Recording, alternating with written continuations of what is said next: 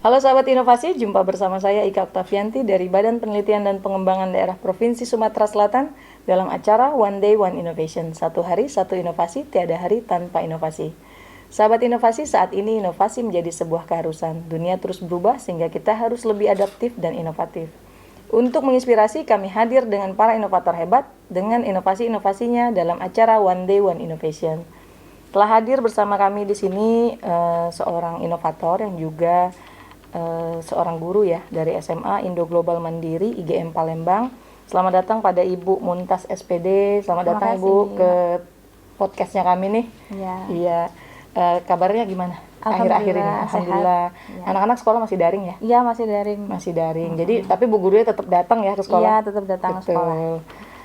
Hari ini kita akan bahas inovasinya Bu Muntas yang berjudul literasi digital. Nah, memang akhir-akhir ini literasi ini sedang digalakkan oleh pemerintah juga untuk meningkatkan skill atau kecakapan dari para murid-murid kita gitu ya.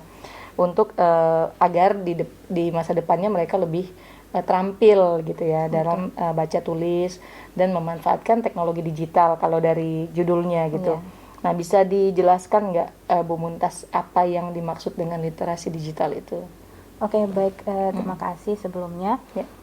Jadi yang dimaksud dengan literasi digital itu adalah kemampuan seseorang dalam menggunakan teknologi, terutama digital, sehingga dalam teknologi itu mereka bisa mengkomunikasikan, menganalisis data, kemudian menyampaikan informasi secara tepat, benar, dan sesuai dengan keperuntukannya. Iya, jadi kalau literasi itu banyak sekali, ada yang dasar, ada yang sains dan lain sebagainya. Nah, tapi kalau literasi digital berarti penggunaannya itu lebih kepada teknologi, gandengannya ke teknologi seperti itu. Nah, yang mendasari adanya inovasi literasi digital ini apa Bu? Pada saat itu kepikirannya apa gitu?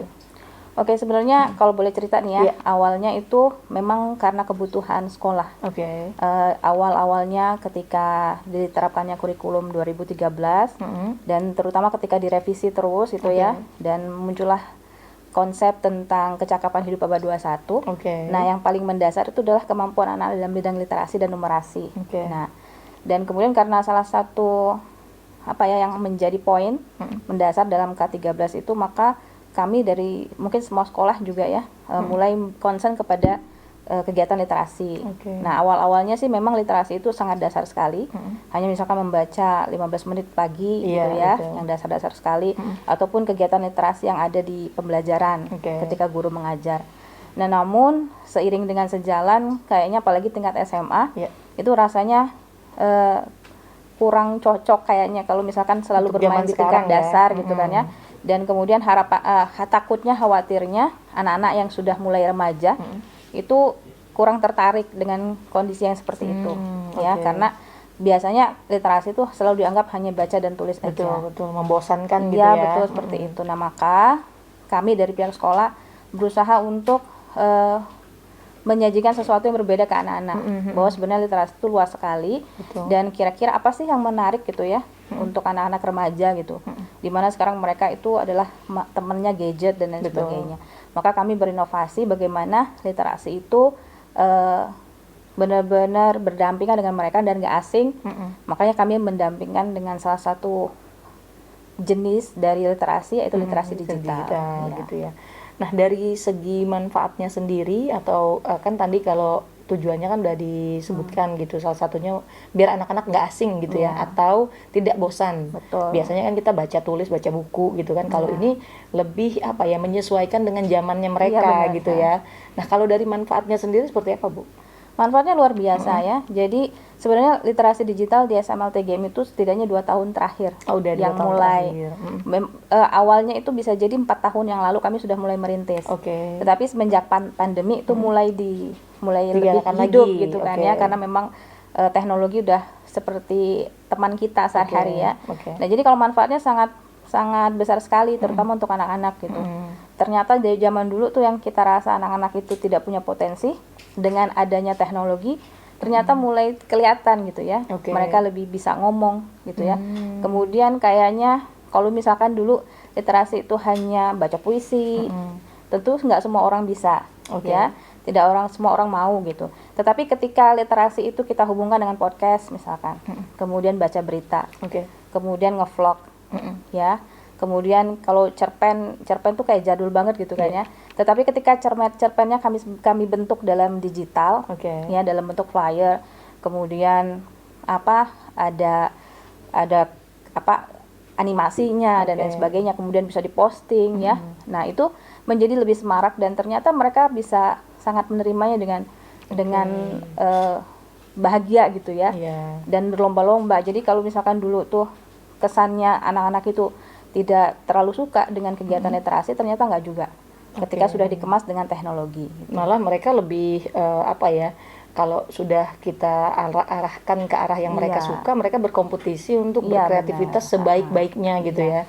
Karena mungkin secara skill mungkin anak-anak ini mungkin lebih dari kita yang dulu gitu ya. Karena mereka secara teknologi udah tahu nih batasnya yang mana, yang bagus seperti apa gitu, dan enak dibacanya seperti apa gitu ya. Nah, kalau jenisnya untuk jenis item dari literasi digitalnya sendiri apa aja nih, Bu? Yang sudah kami terbitkan, yang sudah kami produksi adalah yang pertama podcast. Podcast. Ya, jadi podcast dan memang anak-anak sendiri ya. Jadi kontennya adalah konten remaja. Jadi mereka berbicara tentang kehidupan mereka, apa yang terjadi, yang booming saat itu gitu. Bahkan juga dunia pendidikan mereka bahas gitu ya, tapi yang memang sewajarnya untuk anak muda. Kemudian ada liputan.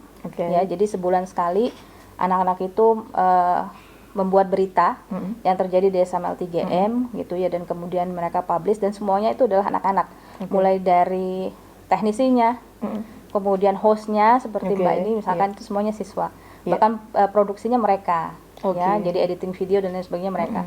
Kami hanya mengarahkan saja dari pihak guru. Kemudian ada majalah digital, karena kalau misalkan majalahnya mau dicetak, pertama biaya, kemudian sulit juga untuk mengedarkannya. Tapi kalau digital cukup share link saja, semua orang sudah bisa baca majalah yang berisinya tentang SML 3M. Kemudian ada vlog. Jadi kami mengangkat literasi budaya, karena kayaknya anak-anak muda sekarang tuh udah nggak terlalu kenal dengan budaya lokal ya. Misalkan ada gula puan gitu ya, mereka udah nggak tahu lagi. Nah, jadi konsepnya adalah literasi budaya di mana anak-anak itu ngevlog, kemudian mereka pergi ke satu tempat, kemudian mereka bercerita tentang budaya lokal gitu ya. Judulnya adalah Wareweri Doken gitu. Dan kemudian ada cerpen digital. Ya, jadi anak-anak itu ternyata ini salah satu manfaatnya ya, Mbak ya. Banyak ternyata setelah kami konsen di dunia literasi, ternyata SML 3M itu mulai menerbitkan penulis-penulis cilik, bahkan sudah ada keluar yang semua ya bakat-bakat mereka bahkan sudah ada yang menerbitkan buku gitu loh.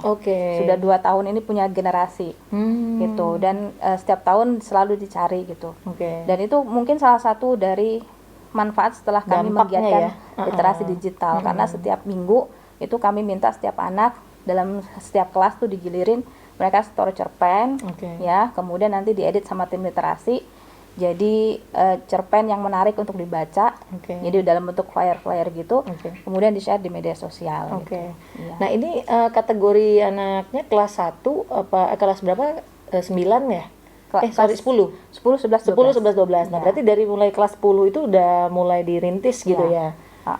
Jadi nanti mungkin kelas 11 sudah bisa menjadi editor atau menjadi aktornya gitu ya. Hambatannya sendiri berarti ini udah 2 tahun ya? Iya. Udah 2 tahun udah ini. 2 tahun jalan ya. Yang selama pandemi maupun sebelum gitu.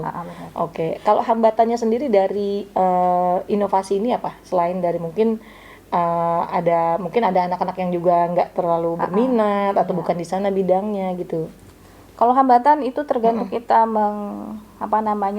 menyelesaikannya gitu. Contoh misalkan gini, seperti Mbak bilang tadi, nggak semua anak-anak itu suka baca, tulis gitu ya. Cuman bagaimana kita memanfaatkan mereka gitu. Kadang-kadang yang bisa nulis cerpen nggak bisa ngedit video. Betul. Ya. Nah, maka tim literasi kami di SML TGM tuh anggotanya macam-macam gitu. Ada yang spesifikasinya memang benar-benar bisa nulis, ya. Ada yang bisa jadi host. Ada memang yang kami rekrut gitu ya, justru sebagai tim teknis gitu.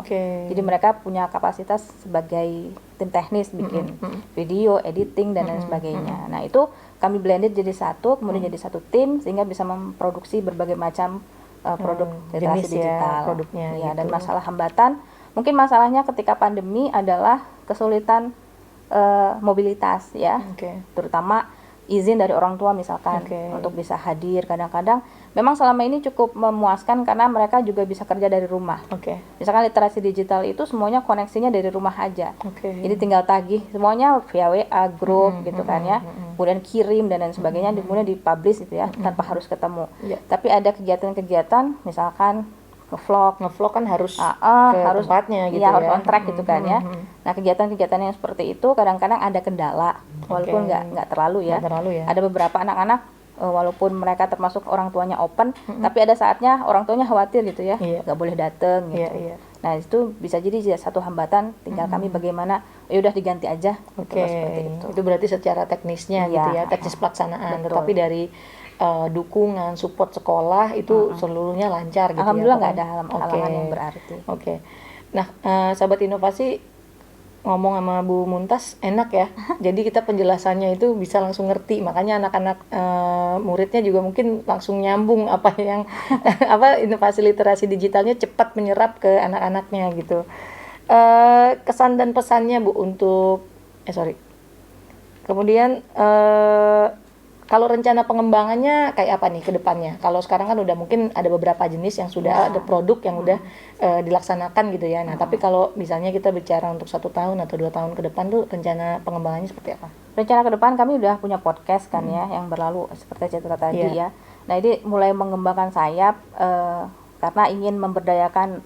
Harapannya kan nanti ada PTM ya, pandemi mulai berakhir gitu. Jadi kita mulai bisa memaksimalkan tim literasi gitu kan. Nah jadi ke depan yang mau dikembangkan adalah animasi. Jadi gimana literasi itu masuk di animasi. Tentunya ada pesan moral ya. Jadi semua kegiatan literasi di SML TGM itu ada pesan moralnya untuk anak muda. Nah jadi ke depan itu yang menjadi target kami adalah gimana nanti masuk ke animasi dan komik digital ya, bisa masuk ke sana. Dan satu lagi, biasanya kami publikasi itu di IG, di FB, di YouTube. Nah, satu yang belum terambah itu adalah TikTok. Jadi harapannya tim literasi kami itu punya satu akun lagi untuk bisa mulai bermain di TikTok. Jadi lebih luas pengembangannya gitu, target untuk tahun sosialisasi ini. juga gitu ya. Kalau kesan dan pesannya nih untuk sahabat inovasi di rumah apa nih? Kesan dan pesannya ya. Jadi alhamdulillah saya termasuk yang sangat berbahagia sekali 2 tahun ini melihat perkembangan tim literasi di SML TGM karena sangat disupport oleh berbagai kalangan ya, baik siswa sendiri mereka begitu antusias, kemudian guru, orang tua murid juga sangat mendukung, dan itu merupakan angin segar bagi kami para penggiat literasi di SML TGM untuk bisa memajukan kembali ya. Jadi sangat berharap dan optimis untuk bisa ke depannya bisa lebih baik lagi, lebih banyak produk yang bisa dihasilkan. Nah, pesannya adalah untuk semua siswa ya atau generasi muda dimanapun berada, bahwa literasi itu bisa jadi jangan sampai menjadi hal yang asing di ke depan hari, dan jangan pernah berpikir bahwa literasi itu adalah sesuatu yang jadul ya, yang ketinggalan zaman. Karena kemampuan literasi ya itu sangat besar sekali perannya dalam kehidupan sehari-hari. Itu bisa jadi orang yang dulunya nggak bisa ngomong ya, ketika berpaham apa itu literasi, kemudian bisa tampil di depan umum, menyelesaikan masalah dan lain sebagainya. Jadi jangan pernah anggap enteng literasi, dan tinggal disesuaikan aja dengan kebutuhan saat ini. Nah, dan mungkin di sini juga saya mengucapkan terima kasih kepada seluruh tim literasi yang ada di SML TGM, terutama siswa yang sudah sangat bekerja keras dan membuktikan bahwa ternyata anak muda juga bisa berinovasi, terutama di bidang literasi. Terima kasih sekali lagi Bu Muntas atas kehadirannya. Mudah-mudahan rencana pengembangan ke depannya, produknya itu bisa lebih maju dan tercapai ya. Sehingga anak-anak kita juga tidak hanya berhenti sampai di siswa-siswi di SMA IGM aja mungkin bisa menyebarkan energi positifnya ke siswa-siswa yang lain gitu, mengajak gitu ya melalui sosialisasi tadi. Nah, kita tunggu mungkin kalau ada pengembangan lagi kita undang lagi nih ke podcast kita, atau kita diundang di podcastnya. Boleh nanti di podcastnya Ibu di IGM sana. Terima kasih Ibu sekali lagi, mudah-mudahan selalu sehat ya dalam posisi kita era pandemi ini. Sahabat inovasi, seperti kata Bu Muntas tadi, jangan menganggap remeh bahwa literasi itu hal yang jadul atau sulit, tetapi kita harus lebih menyesuaikan dengan zaman dan mungkin menyesuaikan dengan kondisi anak-anak kita di zaman sekarang, sehingga bisa lebih menyerap dan anak-anak bisa lebih mengembangkan kreativitas mereka sehingga menjadikan itu sebagai sebuah inovasi. Informasi lebih lengkap mengenai inovasi ini dapat bertanya atau meninggalkan komentar di kolom komentar podcast di YouTube kami. Jangan lupa kita punya jurus 4S, setiap orang adalah inovator, setiap masalah bisa menjadi peluang inovasi, setiap solusi harus sinergi, dan setiap inovasi harus konkret hasilnya. Bertemu lagi dengan kami di podcast One Day One Innovation selanjutnya. Salam inovasi.